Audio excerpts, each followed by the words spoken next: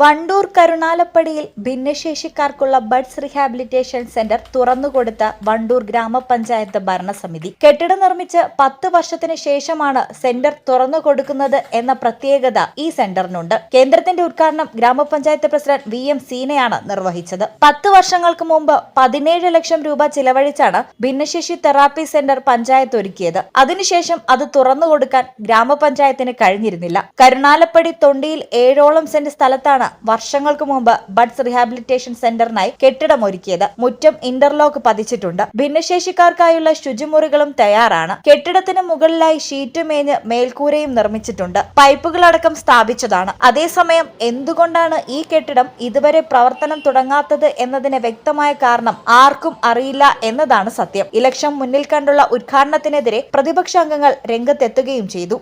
School റിഹാബിലിറ്റി സെന്ററിന്റെ ഉദ്ഘാടനമാണ് ഇവിടെ നടന്നുകൊണ്ടിരിക്കുന്നത്. നമുക്കറിയാം, നമ്മുടെ വണ്ടൂർ പഞ്ചായത്തിൽ കുറേ ഭിന്നശേഷി കുട്ടികളാണുള്ളത്. അവർക്ക് വേണ്ടി അവരുടെ ഒരു സന്തോഷമായൊരു ഇതാണ് നമ്മുടെ സ്കൂൾ എന്നും അവരുടെ ഒരു ആഗ്രഹമായിരുന്നു.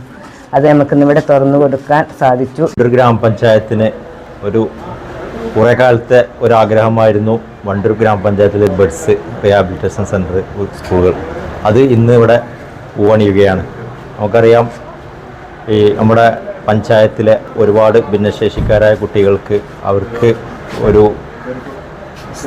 നല്ലൊരു അവരുടെ കഴിവുകൾ തെളിയിക്കുന്നതിനൊക്കെ വേണ്ടി ഒരു ബഡ്സ് സ്കൂളാണ് ഇന്നിവിടെ ഗ്രാമപഞ്ചായത്ത് പ്രസിഡന്റ് VM സീന ഉദ്ഘാടനം ചെയ്തത്. ഇനിയും ഒരുപാട് നമുക്ക് ഇതിൻ്റെ ഉപകരണങ്ങൾ അതുപോലെ ഉള്ള ഒരുപാട് സാമഗ്രികൾ ഇനിയും നമുക്ക് ഈ സ്കൂളിലേക്ക് ലഭ്യമാവുന്നു. അതിന് ഉദ്ഘാടന ശേഷം നമ്മൾ കുടുംബശ്രീ വഴി അതിനുവേണ്ടി നമ്മൾ പ്രപ്പോസൽ ചെയ്തിട്ടുണ്ട്. അത് ഏതാനും ദിവസങ്ങൾക്കുള്ളിൽ നമുക്കത് ലഭ്യമാവും. ഈ ചാനൽ വണ്ടൂർ. ഇടനെഞ്ചിലെ സ്വപ്നം മികച്ച ജോലിയാണെങ്കിൽ ഇനി ചിറകു വിരിച്ചു പറക്കാം. Empire College of Science. Empire College of Science, Moondal, Kuttipuram, Malappuram.